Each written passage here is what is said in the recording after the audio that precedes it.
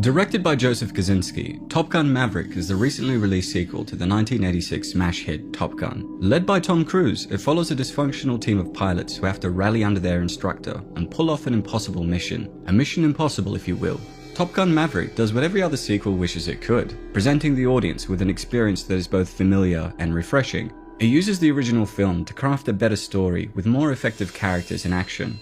Aviation film like this has never been done, and chances are will never be done again. I wasn't ready to make a sequel until we had a special story and until technology evolved so we could delve deeper into the experience of a fighter pilot. When it comes to structure, Maverick sticks closely to the formula of the first film. We have a talented instructor trying to train a group of rowdy recruits, but the sequel doubles down on the drama and offers higher stakes, making its realistic action and thrilling conclusion captivating. Set approximately 30 years after the events of the first film, we continue on the journey with Pete Maverick Mitchell, one of the best fighter pilots in the United States Navy. Maverick has come a long way since his glory days, but still has an insatiable need for speed. Living in the arid Mojave Desert and doing his best to avoid a midlife crisis, he fulfills this need by testing new aircraft with military contractors. Maverick and his team work on the experimental Dark Star jet, attempting to push it to Mach 10 speed. With cancellation of the project looming overhead, during a last-second test run, Maverick succeeds in reaching Mach 10, but pushes the engines beyond what it can bear, causing the plane to explode. He manages to eject in time and avoid a fiery death, but his recklessness almost costs him his career. At the request of old friend and now Admiral Tom Iceman Kazansky, Maverick is sent to the North Island Naval Air Station in California, where he's tasked with training a special group of pilots at the Top Gun School of Aerial Combat. Competition at Top Gun is still a major element, but the story is anchored in the struggles of Maverick and must find a balance between rectifying his past and fulfilling his duty and responsibilities in the present. Arriving in San Diego and enjoying a speedy commute on his motorcycle, he meets with his commanding officers, Admiral Bo Cyclone Simpson and Admiral Solomon Warlock Bates. Voicing his general mistrust of him, Cyclone briefs Maverick on his duty to train a squad of 12 talented pilots to carry out an incredibly dangerous mission.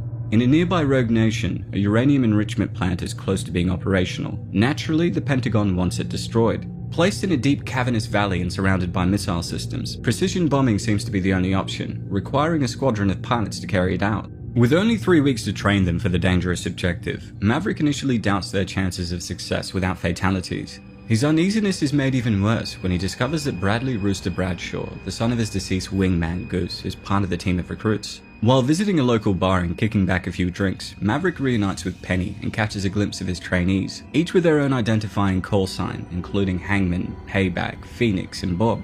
Despite the camaraderie and playful rivalries between them, it's obvious that Maverick is still haunted by his past, and he attempts to leave as soon as Rooster arrives. The next day, Maverick greets his students and promises to push them to their limits in a variety of tests and simulations in the coming weeks. Things begin smoothly enough, but tensions between Rooster and Maverick start to boil over, with Rooster resenting him for delaying his application to the Naval Academy and sandbagging his career, an act Maverick did at the request of Rooster's mother before she passed away.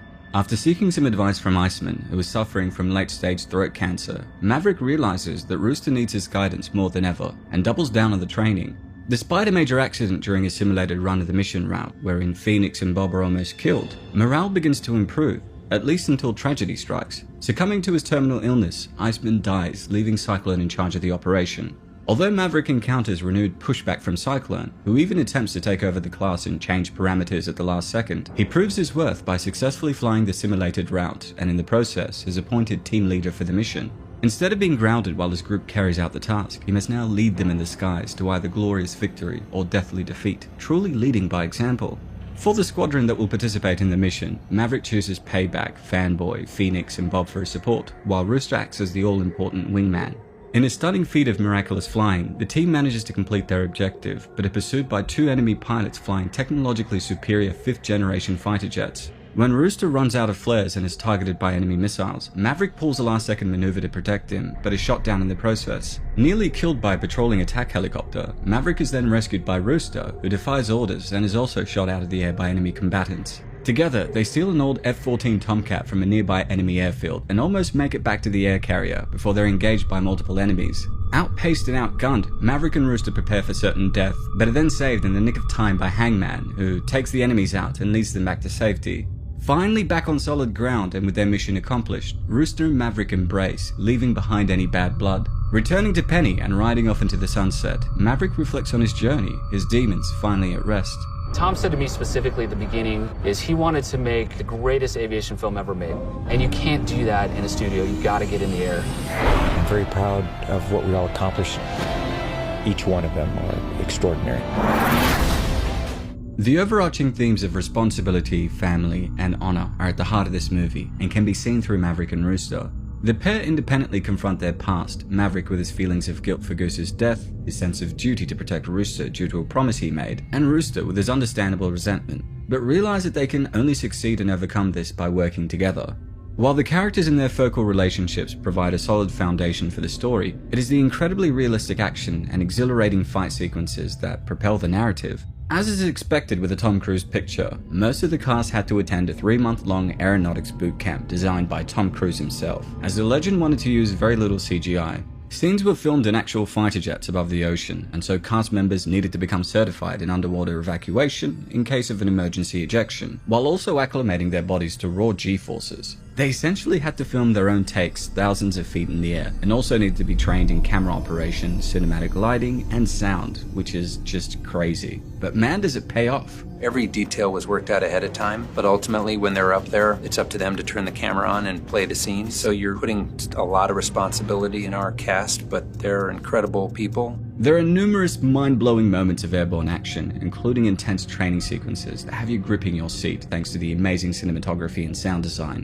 When the training wheels come off in the third act with bullets and missiles flying, the results of the painstaking filming process are evident. As actors' faces smush around due to G-forces and fighter jets break the sound barrier at supersonic speeds, it's clear that you're watching something real. That said, there are a few problems, most of which stem from underdeveloped characters and subplots. With the emphasis on the relationship between Maverick and Rooster, the rest of the squad get brushed aside. Apart from a brief introduction that establishes their identifiable traits, there's not much else to latch onto. Admittedly, the ensemble cast do get plenty of screen time, but Rooster and Maverick are the only ones that felt as though they grew from the experience. While there's a fair bit of chemistry between Tom Cruise and Jennifer Connelly, who haven't aged since the 90s, the relationship between Maverick and Penny feels like a distraction from the rest of the story. Having said that, it was nice to see a happy ending though, and no, not that kind, get your mind out of the gutter.